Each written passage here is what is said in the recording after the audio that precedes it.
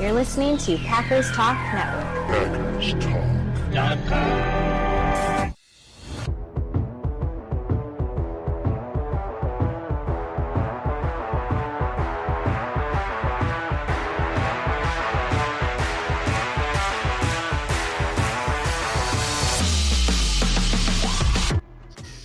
Welcome to the Packers Weekly Podcast, part of PackersTalk.com network. I'm your host, Miles Teddick, joined by your co-host, Tim Hamilton. We are diehard Packers fans. We just love talking about the Pack. We are not getting all distracted by national sports media talking points and all the nonsense they waste time with. We are sticking to the top topics around the Pack every week, breaking down games during the season and sorting through all of the drama and the rumors and the draft stuff of the offseason. If y'all want to support the podcast, please spike that like button for us. Most importantly, hop on over to YouTube, type in Packers Talk Network, hit that little subscribe button next to us. We would love it if you would do that. It means a lot to us. And only takes you a few seconds and a few clicks of the buttons. Really low effort thing there. So help us on out there. Love it. Love all the subscribers and all of you who jump in with us every week here on Monday nights to talk some Pack. Comment section usually lights up. Appreciate y'all. And tonight we got a little bit of breaking news, so that'll be fun to talk about. I think some welcome breaking news for most Packer fans is safe to say. But first, take care of some business. Our show is, of course, once again sponsored by Wisconsin's own Ticket King. For over 30 years, Ticket King has been providing Packers tickets to Packers fans, as well as Bucks, Brewers, Summerfest, all the stuff, all the tickets you need for the fun stuff going on in Wisconsin and in maybe some surrounding areas. We won't name any NFC North territory, but I know that maybe some of those areas can be fun to play in the summer. You can find them on the web at theticketking.com or visit their locations in Green Bay and Milwaukee. Remember, support those local Wisconsin businesses. And if you are not in Wisconsin, support your local businesses. Tim, good evening, sir. How we doing, man? Good evening. Doing really good. Back from vacation, and we are a couple days away now from starting training camp, and some big breaking news to get to tonight as we start, looking ahead to camp and previewing what's to come. Absolutely. And one of our first chatters is, of course, a Vikings fan. So welcome, Bob Swede. We welcome the rivalry talk, NFC North. All are welcome. But, we will wear the crown at the end of the season as long as you guys are okay with that. So we got some breaking news here. Zach Tom signs a deal. He's our guy. 4 years, 30 plus guaranteed. I think the max value of the contract was somewhere around $92 million. Tim, feel good about this? Any complaints about this? Is this just as obvious as I think it is? Great news. Yeah, I think it's great news. I have no problem with it. I think it's going to be a contract that we look back on in a year or two and say they did great business with it. Like I definitely think it's a good deal for the Packers. It's a good deal for Zach Tom. Obviously he's getting a ton of money. It's great for him. But I think it's an awesome deal for the Packers. I have no issues with it. He's now the third highest paid right tackle, which seems about right. Actually, coincidentally, yeah, if he finished, I believe he finished third in voting for All Pro last year at right tackle, behind Lane Johnson, Penei Sewell, and those are the two guys that make more than him at right tackle. So it kind of works out that way. And when you look at what tackles get paid in free agency, it can get crazy for guys that aren't that good. And Zach Tom he's really good, and I think. And he's still getting better. He's still growing as a player. So, yeah, I think it's a really good contract for the Packers. I have no issues with it. It should age well. He's in the prime of his career. And like I said, I think there's still room for him to grow. He had even mentioned that he thought he had a good year last year, but he thought he could have been better because he didn't have an off season last year. If you remember, he'd torn his pec. So he kind of missed all the off season stuff, came back in training camp, and he kind of thought that set him back a little bit as far as his strength goes. So now that he's healthy, had the full off season, we'll see what he looks like, obviously during the season, but it should help him too. So yeah, I think all around really nice piece of business for the Packers to get done ahead of training camp. So there's no questions, at least about one offensive lineman at training camp, and he's locked in. And yeah, it's good deal. Good deal all around. Yeah, I think What it's a about great deal.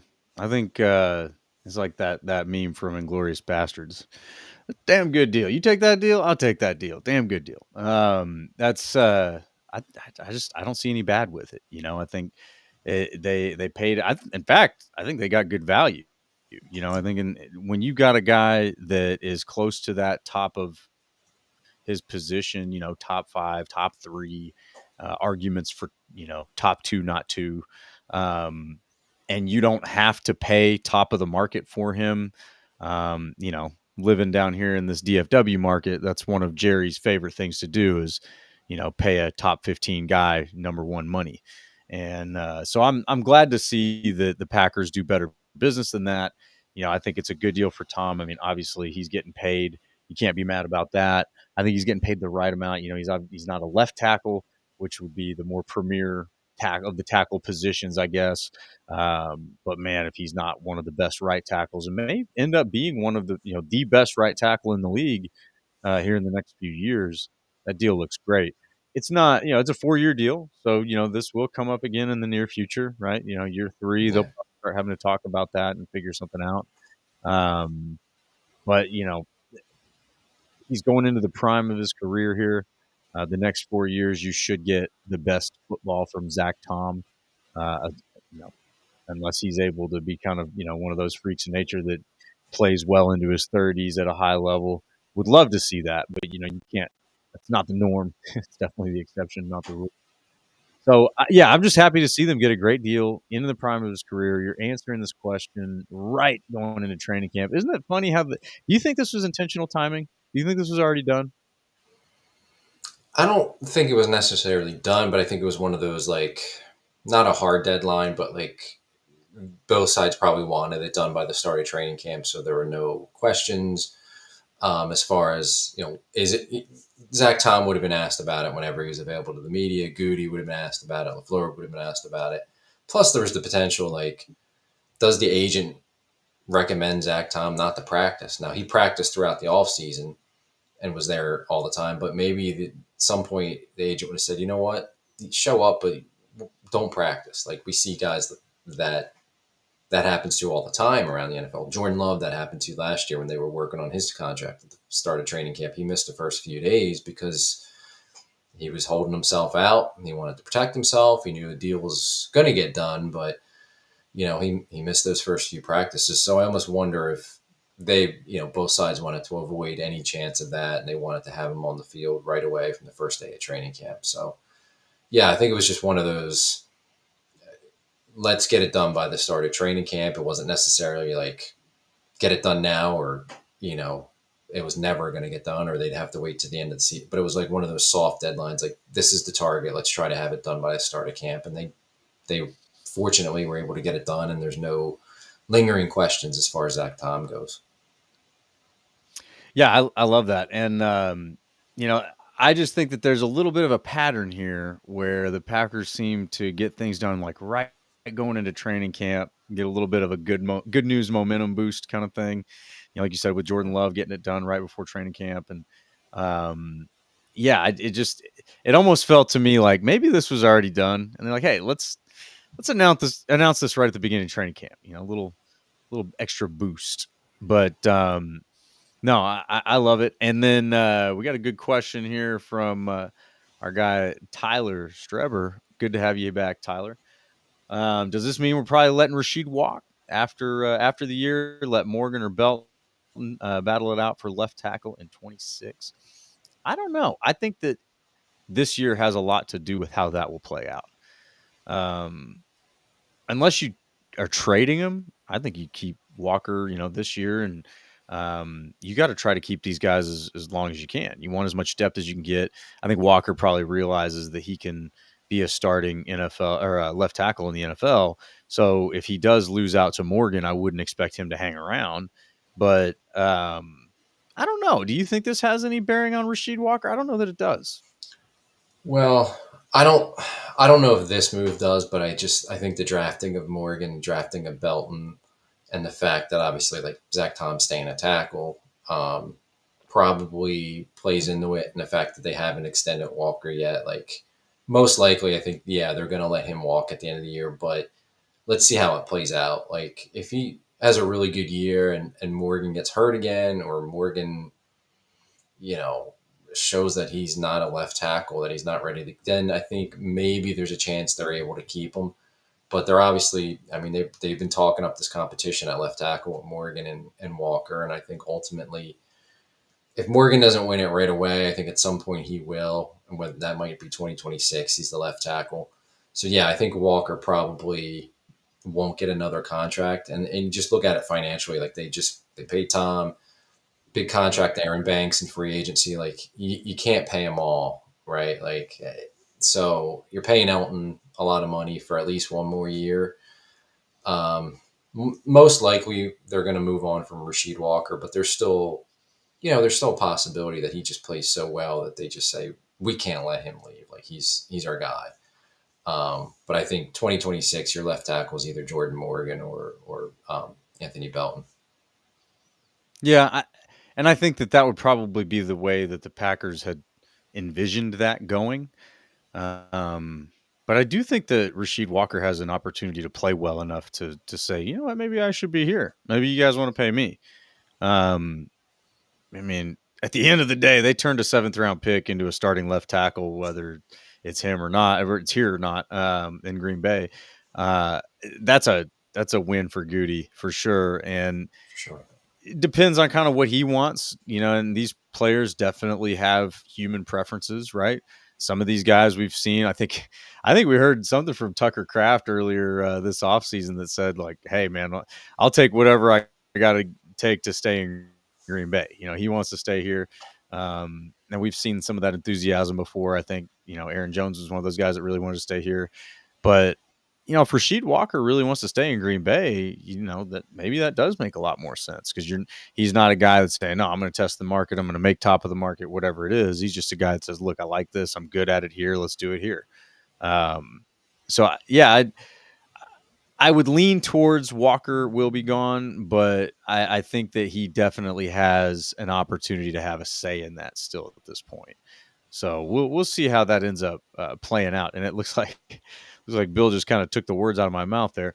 Bill, good to see you, man. Glad you're with us. He said Walker will be gone. Tom, Banks, Monk, Morgan, Belton, starting lineup in 2026. Yeah, okay. So you're saying Tom goes over to left tackle, or am I just reading that backwards? That'd be an interesting one. If he went over to left tackle, you get Belton out at right tackle. Morgan goes into guard. Oh, man, Monk wins the center job, and this looks like it projects Jenkins is not part of the picture, huh? That's an interesting thought. All right. I might have to expand on that one, because I think that's the other question going into training camp is what goes on with Elkin Jenkins. Is he okay with moving to center? Is there a financial, stipulation around that? Because he probably understands his value as a right guard versus as a center. But that's an interesting projection there, Tim. I mean, we looking at losing Jenkins here? Yeah, I mean, I think that's a strong possibility. He's going to be 30 years old, one more year on his contract. They've already paid him twice. We know how they don't pay too many non-quarterbacks a third contract. It's rare for them. Mm-hmm. And there's already an issue right now. He wants to get paid more guaranteed money up front, which I understand. And totally, we don't know how happy he is to make that move from left guard to center. Obviously, that's part of, the frustration, I guess, or maybe it's just the money part of it. But yeah, I think it's a very real possibility that Jenkins isn't on the team in 2026. Wow. Okay. So we went from expecting maybe a restructure or an extension or something like that for Jenkins, and now maybe he's gone. I mean, it could happen, but I wouldn't be surprised if this is his last year in Green Bay. It's not. I think it could work out either way, and I know that's kind of. Well, I think he fits the mold of the type of guy that they would give a third contract to. I mean, he's been really good from day one. He's played a lot of ball, hasn't missed a lot of ball. Right. depending on how he plays this year as well. But yeah, I think that he definitely fits that mold of a guy that like kind of a Kenny Clark type that they would give a third contract to, especially because again, like 30, if you're a healthy guy, that's not an old age for an O lineman. Some of these guys play well into their 30s. Yeah, and they love his versatility, and he's a good locker room guy for them. And so, like, I could see them extending him on a shorter term deal that's kind of team friendly. But I also could see them taking a hard stance like they do with so many veterans that get to that point where it's their third contract. Are now 30 years old, and they have some younger players already there that they're developing. So I, I could see it going either way with Jenkins, but at this point, if you're saying like, is he on the roster or not, pick a side, I would say no, he's not in 2026. I think Wow. maybe they kick him some more money in 2025 to make him happy, and then kind of see how he does at center. And if he plays really well, which he's more than capable of doing at center, and stays healthy and still looks fresh, and there's not the wear and tear on his body, then yeah, I think it's a possibility they extend him. But again, you're paying Tom, you're paying Banks. You only have so much money to go around, and they got a lot of free agents coming up at other positions. So like, you got to spread that money around. So are they going to pay 3 offensive linemen a ton of money? It's going to be tough to do that. Especially non-left tackles, right? We're not Especially even non-left talking about a tackles. franchise left tackle unless Right. Rasheed And Walker steps into that. right. And Rasheed Walker, like, even if Rasheed Walker, like, I think he's above average. I don't think he's a Pro Bowl, All Pro level tackle, but I think he's an above average left tackle. Even average ones or ones that are slightly below get a ton of money. So like, Rasheed Walker is going to get paid whether it's in Green Bay or not. True. So it just makes it hard to fit all these guys under the cap. Right now, it helps that you have Morgan and you have Belton on their rookie contracts, so they're not making a ton of money for a few years, which is good. So maybe there's a way to keep Jenkins, but I have my doubts. I hope I'm wrong. I'd love to see him get more money, up front this year to make him happy, and get a little bit, a short term 2 or 3 year extension, and continue on as their center. Like, I think it makes sense. But financially, and just the way the Packers view these guys and what they're historically have done, I have my doubts about whether it's going to work out with him long term. Yeah, it does seem like there's a lot of ifs going into this season, and I wonder. I don't know what is the structure of his current contract. Do you know much about that? Let's see here. See I if could look it up. I don't yeah, have it yeah. in front of me. Like, Pull it he's up real quick because I wonder where he's at. It feels like a lot relies on this season, and you mentioned the cap. We got one of our other buddies in here, Rev Trev. Good to see you, sir. Glad you joining us. Good evening, guys. He says critics are saying we paid Tom too much. Do you guys agree? I do not. But when you're looking at the whole picture, the best 5 picture here, and looking forward, you do at least have to expect you're going to have a successful left tackle, whether it's Rasheed Walker, Jordan Morgan, or maybe competition leads to somebody else or injuries. So you do have to pay a left tackle here in the next few years. So it kind of depends on how you need to spread it out. You got the Banks contract. Now you got Tom. Whether you need to pay Jordan Morgan or Rasheed Walker plays lights out and has an all-pro season and you got to pay him because you can't let an all-pro left tackle go away. That's where I think it becomes really tough. And I don't know that I would even say that you overpaid for Tom, because I think if you're making a decision between Tom and Jenkins, which kind of feels like that's what this is, you got to go Tom. You got to go the tackle. You've got some other potential there in the interior line. You just invested in Aaron Banks. So I don't think there's a scenario where you paid Tom too much as far as what we know. Obviously he could get injured and never play another down, and that would stink. But that, again, it's like you made the best decision you could at the time. So yeah, I don't know that I wouldn't say they paid him too much. I think that they didn't go out, kind of like what I was saying before. you got other teams like Jerry Jones. When a guy is good, he'll go out and he'll overpay him. He'll pay him top of market, stuff like that. He gets the Cowboys in cap trouble all the time doing that crap. And now they can't afford to pay Micah Parsons. They're in the same problem.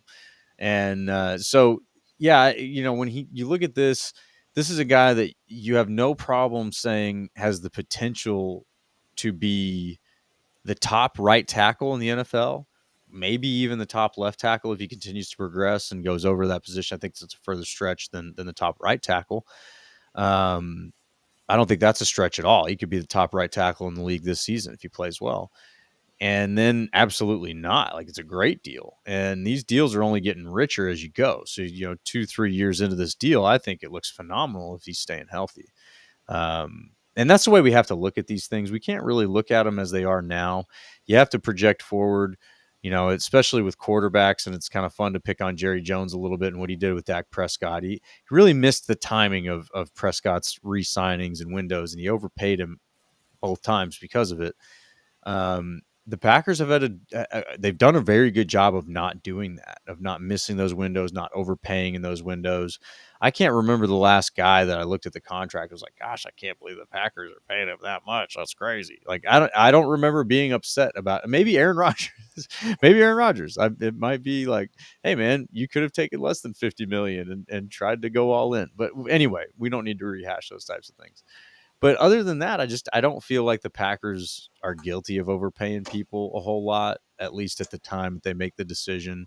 Certainly there's been deals like Jair Alexander where you pay him and then he doesn't play because he's injured, and that's just different. You can't project or predict those injuries. So no, I don't know. Tim, do you think, is there a scenario where this, again, besides injuries, where they're overpaying here? I don't think they're overpaying. No, I'm perfectly happy with this contract. I think they did a really good deal. I actually was expecting it to be a little bit more average per year. And I think we're going to look back on it in a year or two when some of these other guys sign contracts on the offensive line, whether with their own teams or in free agency, and they get paid a lot more. We're going to be like, man, they got Jenkins or they got Zach Tom at a really good price because he's better than these guys who are signing bigger deals.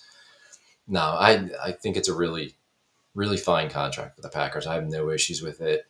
But other than injury, it will age well. Like, he's not a player that I think is going to, like, now that he got paid, he's going to not be the same player. Like, he'll be there and he'll be damn good. Yeah, he doesn't seem week like in that and guy. week out. No, he'll be really good week in and week out. He'll be the same guy. Like I said earlier, I think he's still ascending as a player. He can still get better. And he's right tackle. I know there's been some mention in our comments, like maybe he's a left tackle in 2026. Like, there's a lot to figure out between now and 2026. So I'm just going to say he's the long-term right tackle. And I'm perfectly fine with that because, yeah, he's one of the few really good right tackles in football. I mean, there's Sewell, there's Lane Johnson, a couple others as well, but he's right up there after those first couple guys with the ability to get better. So, yeah, I think it's a really good deal for the Packers. I have no issues with it. No, I totally agree. And good point here by Tyler. It says guaranteed money allowed them to keep the annual salary down, I think. And 30 plus million signing bonus is the highest for a lineman in NFL history. I did not know that. But that's true. Did you see that? Yeah. He beat, I think it was like 30.2 million he got signing, and Bakhtiari had 30 million. I think Laramie Tunsil had just nudged right over it. Look at that. It's the way the Packers like to do their contracts. They like the big signing bonuses, and so because they can spread them out over the years, and they give fewer like guaranteed. It's just the Packers do their contracts differently than most teams, and part of that is to give the big signing bonuses. So that's why that 30 million, so that they don't have to do a whole lot of can kicking with the contract down the line. So that's why. But good for him. That's a lot of money as a signing bonus. A lot of money. I think he's earned it. I think that this is a situation where you can pay a guy for both what he's done and hopefully what he will do. Right? It's a good signing bonus. He's played a lot of good football already. And hopefully, like you're saying, his best football is in front of him. I think that's usually what the Packers say is when they sign a guy like this, they believe his best football is in front of him. So yeah, I think on both sides there, it's a good looking deal. To be able to reward somebody who's played well, but also to be able to expect that they're going to get better is. I don't know that there's a better deal you can make as a GM than getting a player like that. And that's kind of how Josh Jacobs looked, Xavier McKinney, right? Like they both played really good football, but also seemingly have their best football ahead of them. So, I think that's kind of I don't know. It seems like the criteria, the formula, whatever it is. And that's where, I don't know that that's not true for Jenkins either, right? I mean, if Jenkins can go off and switch to center and become the best center in the league for the next 3-4 years, maybe that's his best football, right? And then, your center with Jordan Love entering his prime, that's a critical position. You want somebody who is stable, consistent, all that. As personalities go, I would imagine that Jenkins fits that mold quite well. So I'm just very curious and interested to see how the competition on the O line really shakes out this year. Me too. It seems, that's why I was wondering about Jenkins' contract, because it does seem like a lot can hinge on this year. And I'm just wondering, does he need Yeah. more assurance before he actually plays under this contract this year, or can you get him to play under this contract and see what happens? Well, I think that's what the Packers are trying to do. The report today from Rob Domofsky was that they're willing to talk to him, but they want to wait until during the season when he's settled in at center. Now that could be just like a negotiating thing, Right. Uh, it seems like he wants some kind of insurances because his guaranteed money's up. What we don't know, and because he hasn't talked to the media, and who knows when he will, but like, was he going to be unhappy either way, or is it more like, hey, you're moving me to center, and now like I want to be paid? Like if they would have kept him at left guard, would he still be unhappy with his contract, or would he be showing up ready to go and been practicing all off season? Like I that's don't kind know. of I, what I I'm don't think curious that this about. is unprecedented. We've seen guys, especially when the tag is involved. There's a lot of nitpicking about, well, am I a tight end or am I a receiver? Am I a linebacker or am I a defensive end? Those types of kind of tweener players that do a lot of responsibilities of both sides, right? Tight ends catch a lot of balls, but they also block. And um, defensive ends sometimes get called linebackers. Linebackers get called defensive ends. There's a mixture. I mean, shoot, Rashawn Gary's a defensive tackle. We didn't even know that. But according to NFL Network, guy plays defensive tackle now. So these guys do pay close attention to that stuff. We've seen that a lot in the past. So I wouldn't be surprised if that was, at least part of the issue, right? Now, maybe he was already saying, look, it's time for me to get a new deal. Oh, by the way, you're trying to push me to a position where I have less negotiating leverage. I don't know about all that. I think that's maybe, at least in my mind, that's where it would kind of, I would get a few flags thrown up, right? Like, okay, hang on a second. Like, I'm about to have to negotiate a new deal with you guys. We all know that's coming regardless of the position. And I played some good ball at this position, but now you want me to move to another position that, well, we don't know if I'll play good ball at that position. We think that I will, but even at the top of the league, I'm going to have less of an earning potential than I would at my other position. So I think that and we talked about this a little bit before, I do think that this is on the Packers to show him that, like, hey, yeah, look, we want to do right by you. We don't know if you'll be the best center in the league, but we think you'll be damn near close to it. And so here's some financial security to make you right. Otherwise, it doesn't look great. It doesn't. It goes back to that issue of like the Packers kind of playing hardball and maybe sometimes doing it in the wrong way. But in this one, it you at least have the situation where there's a lot of other guys there, right? There's a lot of developmental guys there, like Monk. We don't know what he's going to look like, but there's seems like his arrow's pointing up. So that's where I wonder how much are the Packers willing to kind of play poker with Jenkins on this to say, let's figure out how this goes and see, what we need to do. And that's, I don't know. I don't know if he'll play under this contract. Well, I mean, I think he's going to have to if they're not able to rework it for him. Like, Well, yeah. and I don't know. I don't know what the Packers are going to do. Like, I still can't.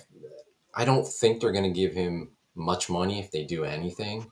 Like maybe they're put in some kind of incentives for him.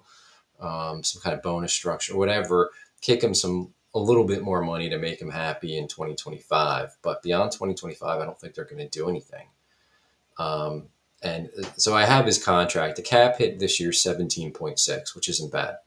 The problem is there's no guaranteed money left, and that's what he wants. And then 2026, his cap hit goes up to 24.8 million. And to cut him, it's just 4.8 million as a dead cap hit. So yeah, it becomes more attractive. Yep. And he's 30 into 31 in 2026, no guaranteed money. So he's looking at this, and he knows the team he plays for. He's seen plenty of veterans walk out the door in Green Bay in his time there.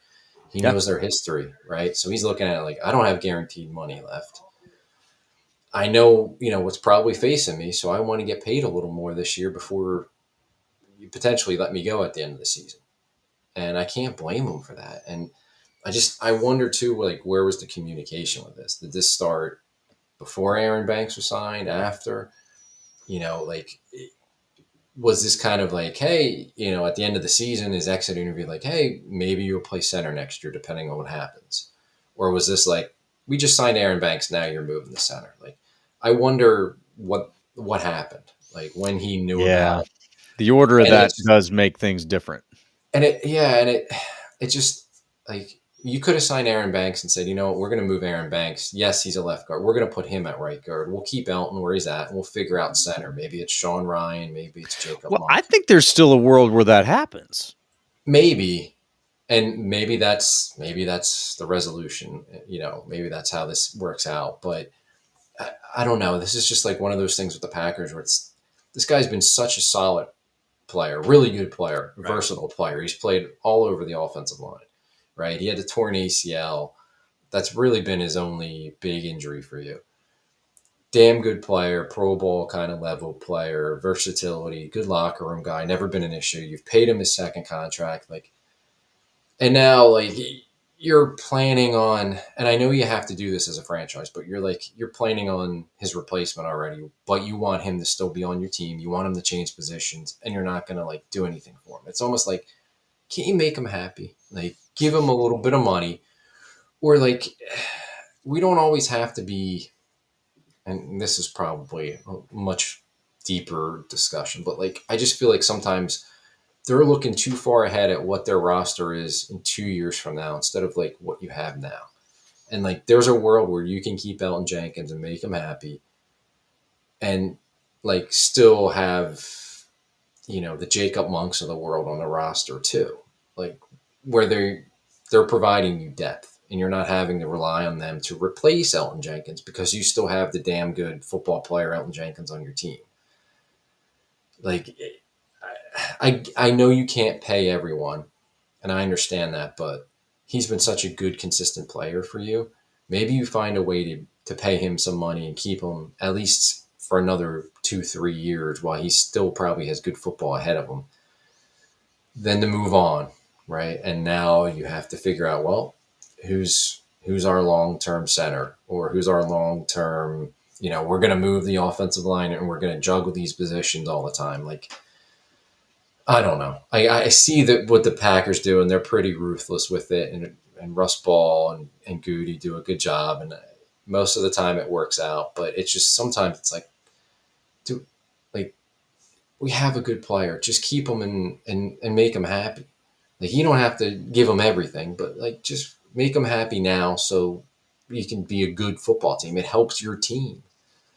Totally agree. Yeah, and that's where I wonder how this is playing out, right?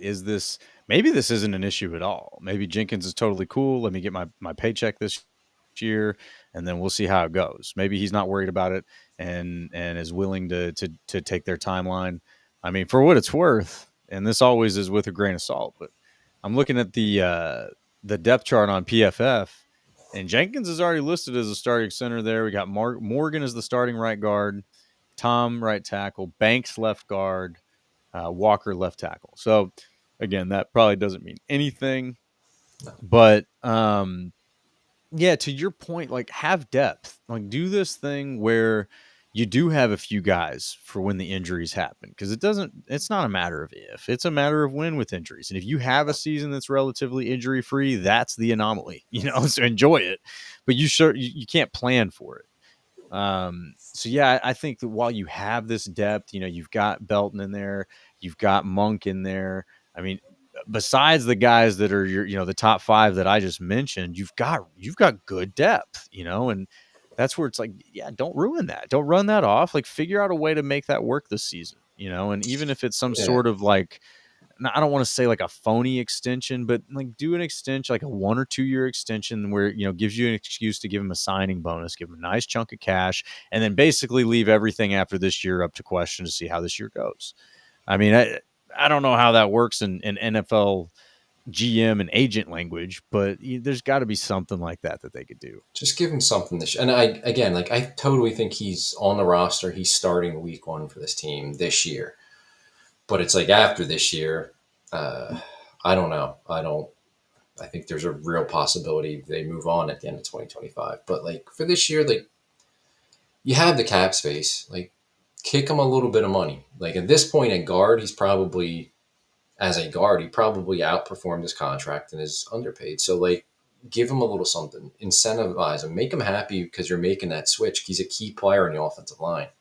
Like, get it done. And it's not, then you can still make the decision that we'll see how 2025 goes. And at the end of 25, you may still move on, but at least get him something now to, make him happy, settle this issue and get your linemen in there and practicing. Like, I don't know. Yeah. They don't play hardball with Elton Jenkins. Like, just figure out a way to make it work. Especially before this season. If you're going to play hardball, do it with him after this season. Right. And I don't want to be dramatic, but this does feel like there's a lot of pieces that they've pulled together for this season. This feels like a better version of 2021, whereas 2021 was where they're doing the all-in thing, the run it back thing, whatever it was. Like, you knew there was a lot of talent coming back, but that was probably it for that group. Whereas with this group, I feel like they've gotten a lot of guys together. A lot has been pulled together. You've upgraded the depth in a lot of places. You've maintained veteran leadership in important places. It really does feel like there's a lot of potential held up in this year. And I don't think a lot of people outside of the Packers feel that about the Packers this year, which may work in their favor. They tend to do well when they're dogs. But it just feels to me like, yeah, if you're going to move on from Jenkins, do it after this year. Like, hold it all together. Get these guys in here. You got, depth at every position. Take advantage of that. Don't get too cute. Don't get too, poker faced about it. That's what I would ask for. And I mean, I got to hand it over to Rev here because he does encapsulate it perfect. In Goot, I trust when it comes to football, and it's true. Appreciate you for that, Rev Trap, man. It's true. When Goot makes a decision, he's usually right, whether we like it or not. And I'll follow, right? But I guess from the seat that we sit in, yes, I do hope that Jenkins will be part of this group this year and have a chance to make it a much harder decision for them next year. But yeah, speaking of depth, we're about to go into training camp here. The depth chart is kind of the starting line, and it will evolve all throughout training camp from week to week, day to day almost. So we're going to kind of fly through this here, man, because, I mean, even looking at this from the PFF angle, like the way that they've laid out the O-line, it's kind of fun to document a starting point for this team. And I want to turn it to you to decide what our starting point will be here. What position do you think will look the most different at the end of camp? Ooh, that's a good question. I would say, yeah, I would say offensive line, but I think that's more of, see, for me, offensive line is more like who's going to be where. Like Belton, they drafted him as a tackle, but I'm sure he's going to see a lot of snaps at guard. Right.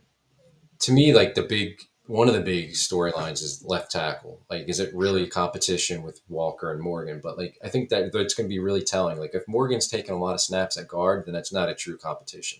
But if he's taking them all at left tackle, then it's a real competition. It's going to be like how those guys shake out. Like, if does Jenkins definitely stay at center, right? Is Monk into running there at center if they decide to move Jenkins back to guard? Like, it's more so where those guys shake out.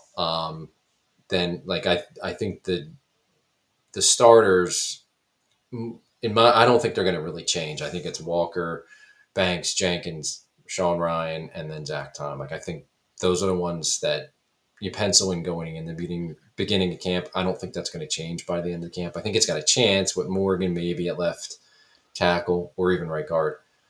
Beyond offensive line, what's going to change a lot? I I don't know. I have a hard time. Like, uh, yeah, I guess there's a chance defensive line. That's where I was going to look. Weird, like Kenny Clark, Rashawn Gary are starters. I think there's a chance like Van Ness should be, and if he's not, that's a problem if he's not. Yep. Yep. But I think if he doesn't take that step, and some of the Sorrell or Enigbare or Brenton Cox, like there's a possibility they jump him. And then I think Devontae Wyatt should be a starter. But if he can't show that he can be consistent and play the run well, they're going to, TJ Slayton, that's an under the radar loss. Maybe Carl Brooks, maybe a Colby Wooden next to Kenny Clark to start. So yeah, I guess the two lines, and then I mean the receiver's the other one, but I think that's going to change within the game. Like they're not. I don't think they're going to have a straight like number one, number two, number three receiver anyway. They're going to use the receivers in packages to scheme Yeah, against specific defenses. right. One week, Jaden Reed will go off. The other week, it'll be Dobbs. It'll be Golden. It just kind of depends on what the weakness of the defense is and how you're going to exploit that. Sometimes it's going to be speed. Yeah, Sometimes it's going to be size. Sometimes it's going to be the running game. And that's where I think a lot of people get frustrated by this whole like, who's your receiver one? And they sort of dodge the question, but there's really just not an answer for the question from their perspective, because it's like, look, we're just game planning week to week. And, this week, this guy might have a good opportunity. And this week, that guy is going to have a good opportunity. And, I know people don't necessarily like that because you want your top dog, your Justin Jefferson type guy to just like root for and draft in your fantasy league and all that. And, we loved it when Devontae Adams was here. And I honestly think you're in a better position with where the Packers are than having that top dog receiver. And that's obviously Goot believes that too. But, you know, I don't think that the depth chart will change all that much. Kind of like I kind of share the same sentiment you said about the offensive lines. Like, I think your top guys are going to be your top guys. I don't think there's going to be any surprises in that top five. Um, maybe the biggest thing could be like, all right, how does Savion Williams do? Does he climb up and demand snaps? How does McCole Hardman do? Does he climb up and demand snaps? But, obviously Christian Watson's out of the picture until later in the season. But then they just brought in Will Shepherd today, the receiver from Colorado. He was at the Shrine game, the Shrine Bowl, that I was able to cover earlier this offseason. And he looked good at the Shrine Bowl. He looks a lot like Alan Lazard to me, just the way that he's a big body. He had one catch at the Shrine Bowl that was bad to the bone. It was a one-handed snag. It was beautiful. I think I even have a video of it. But, they keep adding bodies to this room, and you just wonder, like, who fits where and until when, right? Like, there's just no way come cut down day that most of these guys are going to be in there. So I wonder if McCole Hardman survives. I wonder how Bo Melton fares. I wonder where Malik Heath fits in. But, the guys above that, they're not going anywhere, so they're going to be there. yeah, For me, it's the defensive line that has the most potential to change. And the reason I say that is I'm I'm kind of high on the guys out of Georgia. You got Brinson and Stackhouse, and you mentioned that gap that is there, the void that is left by a massive void, by the way, by TJ Slayton, who is a massive human. I feel like these guys have a really good chance to slot into that, and Stackhouse is undrafted, Brinson drafted late in the was it 6th or 7th round. So those aren't guys that necessarily you would have a whole lot of hype around going into training camp. But because of that void of the big man, I think that they have a huge opportunity to climb in there and be a regular rotation on the depth chart. Um, so and then you've got the other guys that you're hoping, come to fruition. You're hoping that Devontae Wyatt's able to stay healthy and really rise maybe to being the leader of that group, give Kenny Clark someone to hand off to. You're hoping to see Kenny Clark come alive again.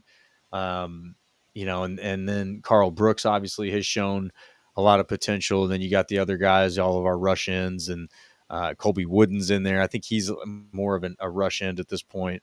But yeah, so there's a lot of guys there that you're like, okay, you want to see something from them, but you really, nobody's entrenched. You know what I mean?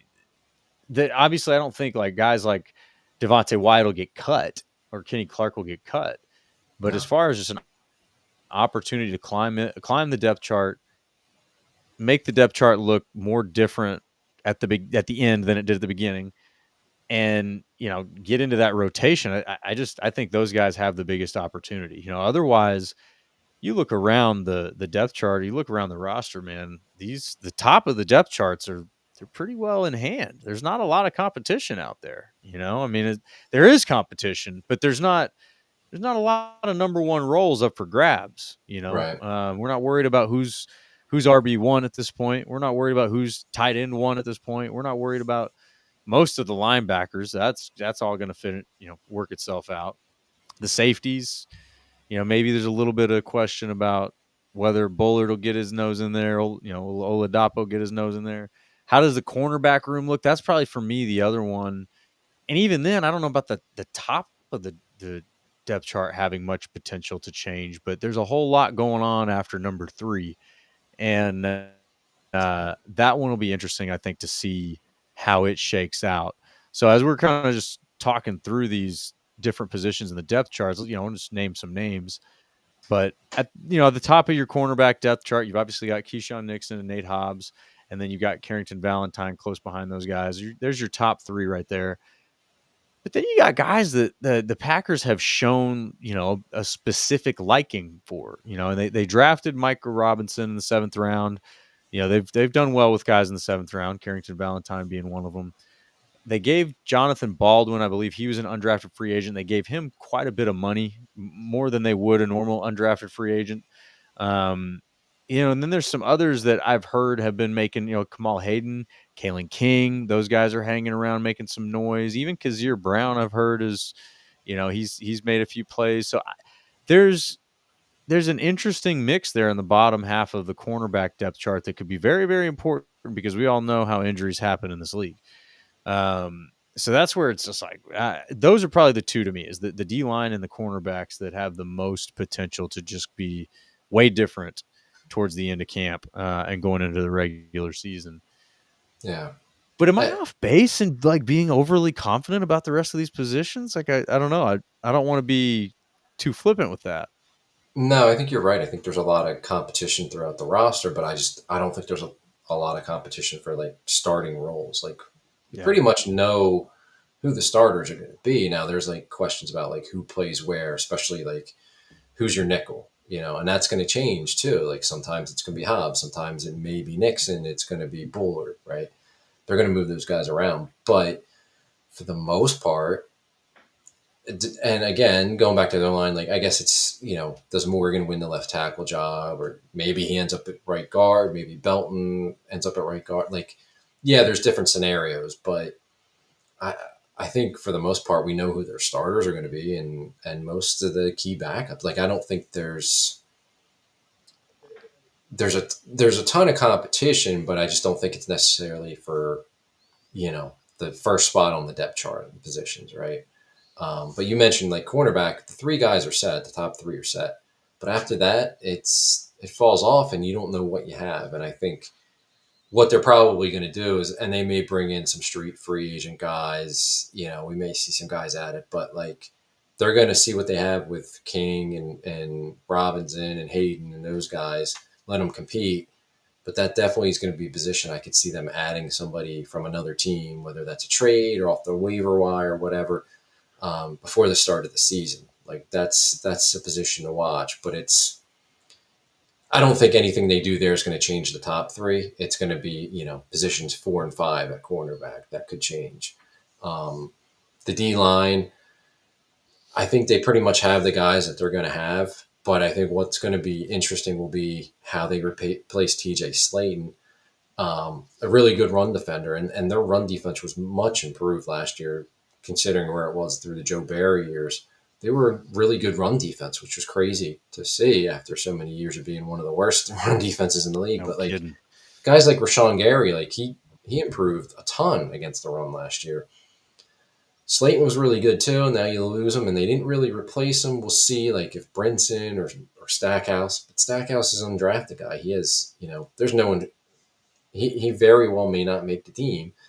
And Brinson being a late round pick, who knows if he makes the team? I don't know if Carl Brooks and Kobe Wooden are that kind of run stuffing defensive tackle. So They're not. they're not. So maybe it's Kenny Clark moving back to the nose more. Maybe that'll help things. And that's a tough position or tough area to judge too in training camp because there's so little contact as your run defense. Like, so that's going to have to play out in preseason games and what you can in practice. But that'll be interesting is like, who's the nose tackle, right? Who's going to be your run stuffer? Maybe that guy's on the roster. Maybe that guy's on another team's roster. But yeah, I think overall, you made great points. Like those are D-line, cornerback, but it's more so like not necessarily the starters, but it's depth or it's like specific roles to watch that are unsettled. But like we know who the starters are going to be, right, at those positions. It's just who fills in behind them. Yeah. Yeah. And certainly when injuries strike, who's going to get the opportunity to be the next man up? And at that point, are you in good shape or are you where you were with your offensive line in the playoff game against the Eagles this last year, Yeah. And that's the question. Obviously this time of year, there's optimism flowing. Nobody's lost a game yet. So everybody's the best and, everything's perfect. No injuries yet, at least very few, so there's tons of optimism, and then reality hits. And you're like, oh dang, all right, well all right. So now this guy's injured, he's out of the picture. You thought he'd be part of the picture. Now that what's your depth look like? Oh dang, depth's not good. Oh dang. All right, so that can get out of hand really quick, and that's where I'm kind of looking at this from a perspective of like who's the closest to getting tossed into the fire. That's where I think those D linemen are. And yeah, to your point, like Kobe Wooden is 273 pounds. You know what I mean? Like he's not a defensive tackle.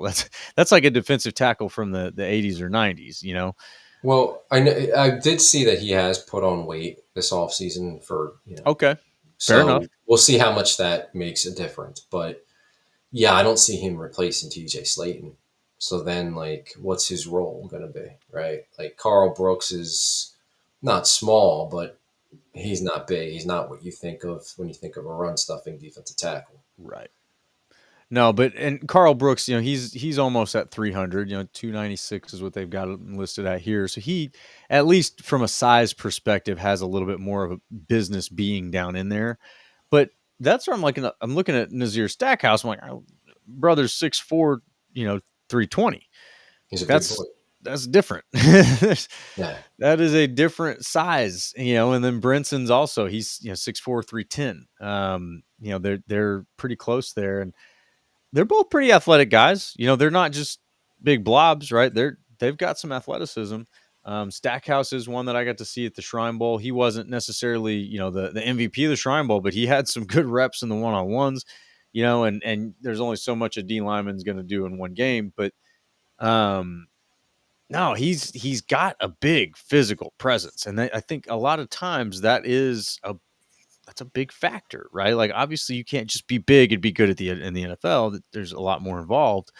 Um, but they have that size to replace a TJ Slayton, to fill that middle, to be the run stuffers and keep up with this age of the NFL that is starting to load up with absolute monsters on the D line. Led by the Eagles, kind of taking everybody out of Georgia. That's 6'6", 340 and can run a 4.40 or something. So that's what I'm looking at, like from a size perspective, who can fill in there? Because you've got good pass rush talent. Carl Brooks is a good pass rushing D lineman. Even Devontae Wyatt's a good pass rushing D lineman. Um, and then you've got, at their best, you've got some good potential in your edge rushers with, we can get into that later, but um, you don't have a lot of those big blocky dudes that they're going to require more than one offensive lineman. They're going to be able to bust open the middle of those offensive lines, give centers and guards hell. You need that guy, and TJ Slayton wasn't, it's not like he was incredibly talented. I think they let him walk because they believe that there was a lot of talent coming out in this draft class, and you can get maybe the same level of production at a lower cost. I was surprised that it took them as long as it did for them to participate in that depth in this draft class. But again, like a Nazir Stackhouse in a different draft might have been like a 5th round pick. Brinson went in the 6th round. He might have been a 4th round pick. Like the quality of D lineman has to kind of almost be adjusted because of how deep this draft was, and it was deep. So we'll see how that ends up playing out. Kind of like last year, they knew that they needed some safeties, and who knew that Evan Williams would be the one who emerges as the best of the bunch after you took Bullard and Oladapo. All those guys were talked about as good safeties coming out last year. So you just got to see how it plays out. These guys don't always play up or down to their draft status. And that's why I bring those two up. I think those guys have a really strong chance of getting in there. So I want to call out the rest of the D line. Just as we're talking about this, we brought a lot of attention to the Georgia guys there, but a couple of other names that are on the roster that might end up making a splash. You got Keith Randolph Jr. He's 6'5", 305 out of Illinois. Looks like he came out in 2024. I don't know where he came from. I haven't heard that name before, but he's on there. And then looks like James Esther, who is 6'3", 298, Northern Illinois, also came out in 2024. Not a lot there. I don't know who those guys are. They're not the big imposing size that we're talking about. And then the next biggest guy on your D line is Kenny Clark, 314, 315, something like that.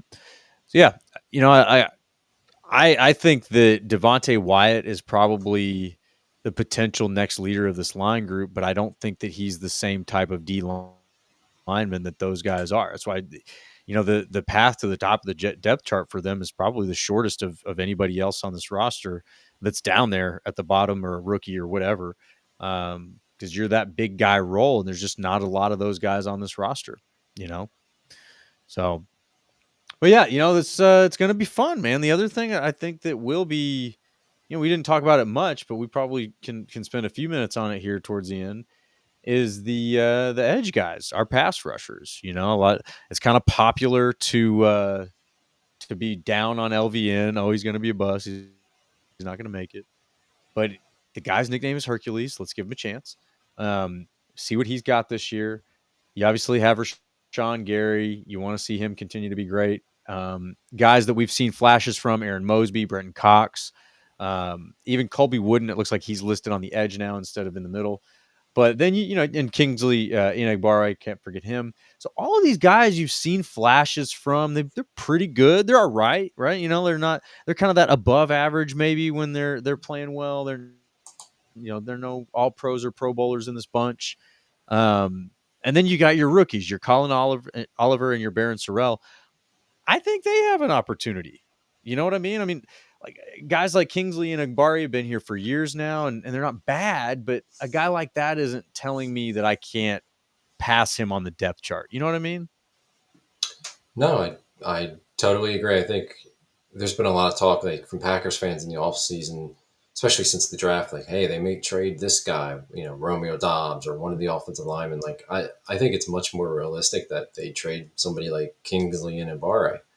Like, he could very easily get passed by the two rookies, by Brenton Cox, and you never know. You get the cut down day. Maybe he's the odd man out, and you can flip him for a 7th round pick or something like that. Yeah. Nothing against him. I think he's solid as like your number 4, number 5 defensive end, but he's been here long enough. That's kind of what he is. Like, he's not going to get better than that. I don't think that's like that for that role to have that player. Like, yeah, he's nice if he's your 4th edge rusher, right? Yeah. But that's what he is. I think there's much more potential there for Sorrell. I think Cox as a pass rusher, once he got on the field last year, was better than Ibarra's really been throughout his career. So, yeah, I think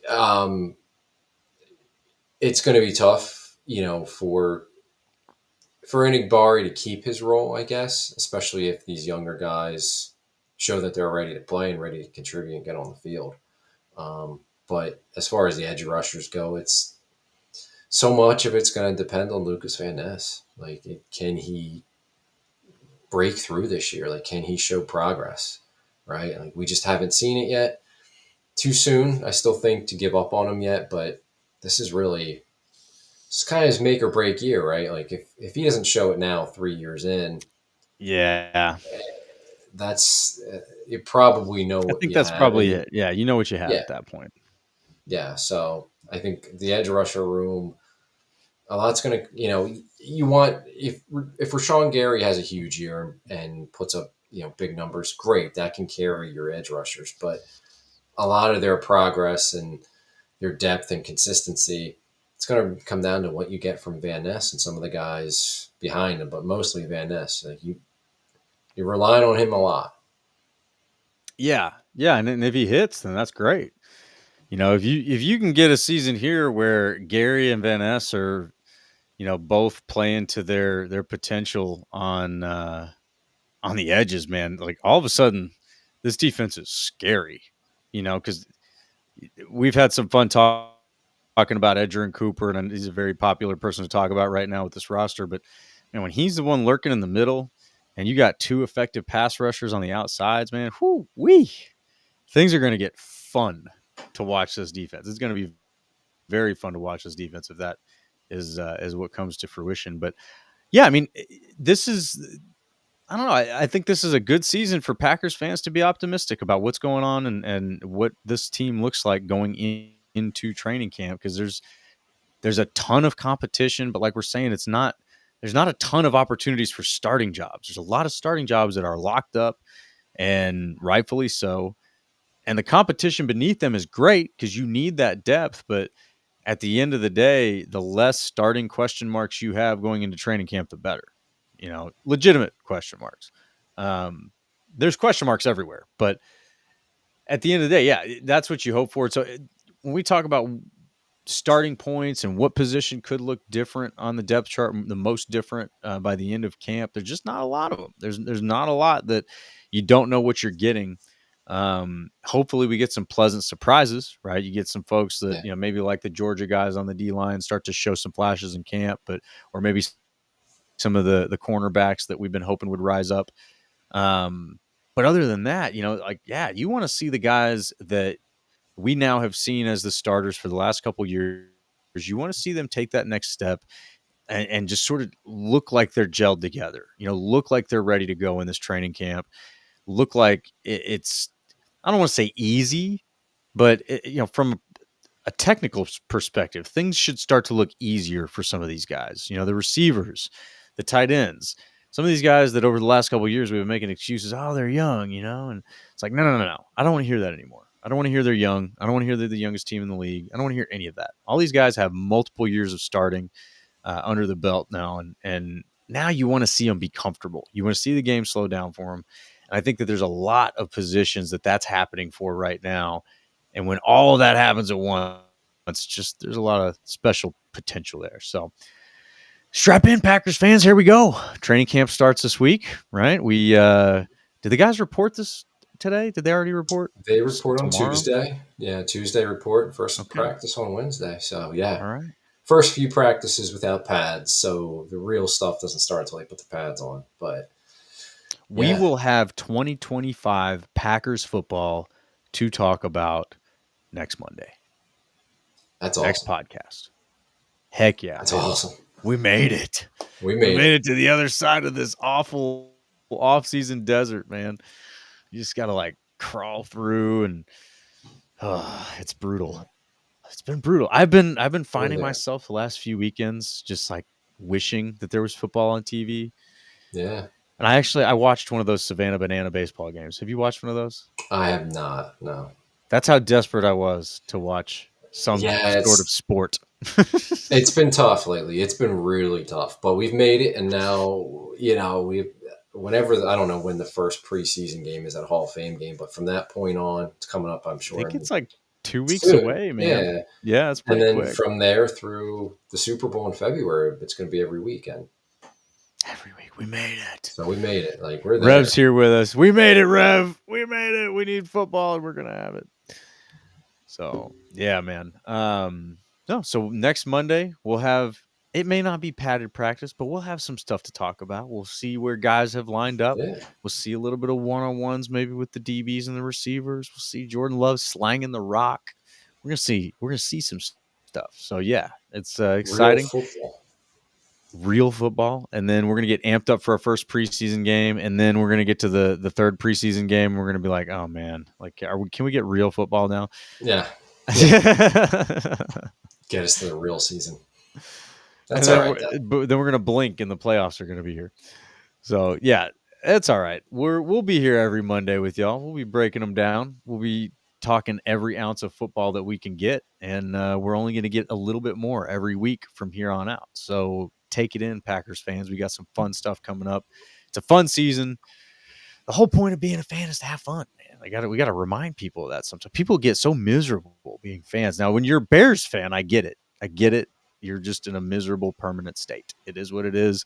You guys are born into that. That's not my problem. That's your problem.